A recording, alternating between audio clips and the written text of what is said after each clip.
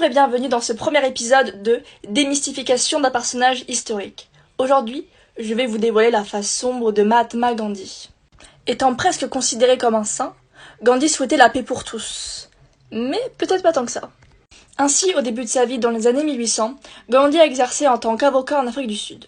Seulement, il ne souhaitait défendre que les personnes blanches et indiennes, prétextant que les Noirs étaient inférieurs.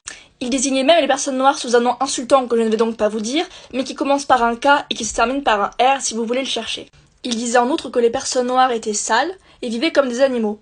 De ce fait, en Ghana, en 2018, une statue représentant Gandhi a été retirée suite à des plaintes par rapport à ses propos tenus. Son biographe officiel, Ramachandra Guha, a même confirmé les dires racistes de Gandhi. Guha ajoute que Gandhi, dans sa vingtaine, pensait que les Européens étaient les plus civilisés, les Indiens presque autant, et les Africains pas du tout. Il ajoute cependant que Gandhi a fini par être plus tolérant, se libérant du racisme. En outre, Gandhi tenait des propos un peu ambigus vis-à-vis de certains dictateurs de l'époque, en l'occurrence Hitler et Mussolini. Ainsi, on sait qu'il a écrit à Hitler au moins 2 fois, une fois en 1939, une fois en 1940, l'appelant à chaque fois « mon cher ami ». On peut se dire que Gandhi était très gentil, même si ça reste un peu bizarre, néanmoins l'intérieur de la lettre est quand même bien plus étrange. Il disait ainsi « Nous n'avons aucun doute vis-à-vis de votre courage et de votre dévotion pour votre patrie. Et nous ne croyons pas non plus que vous êtes le monstre décrit par vos opposants. » Après, ces lettres avaient quand même pour but de lui demander de faire la paix.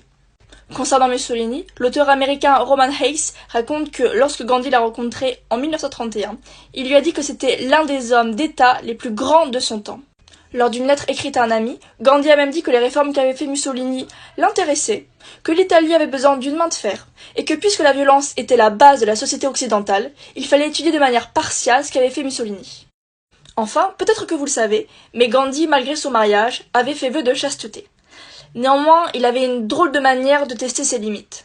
De ce fait, il était en permanence entouré de très jeunes filles, à partir de 15 ans, qui se battaient un peu entre elles pour être les rares privilégiés à pouvoir lui donner son bas, à pouvoir le masser nu pendant 1 heure, ce qui était censé être une torture pour lui, une véritable mise à l'épreuve.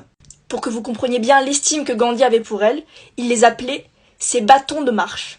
Ce vœu de chasteté a pour origine que, lorsque son père est mort, Gandhi était alors occupé à faire l'amour à sa femme. Ainsi, il interdisait les relations intimes aux hommes et femmes, même mariés. Néanmoins, lui, afin de se tester, dormait nu avec ces mêmes femmes, qui étaient peut-être parfois des adolescentes. Ainsi, il a même dormi avec sa petite nièce, qui était alors à l'époque âgée de 15 ans. Il considérait que dormir avec elle était le test de chasteté ultime. Enfin, le biographe Jad Adams raconte même que Gandhi avait demandé à une mère de lui donner sa fille de 6 ans, qui le rejoint à l'adolescence.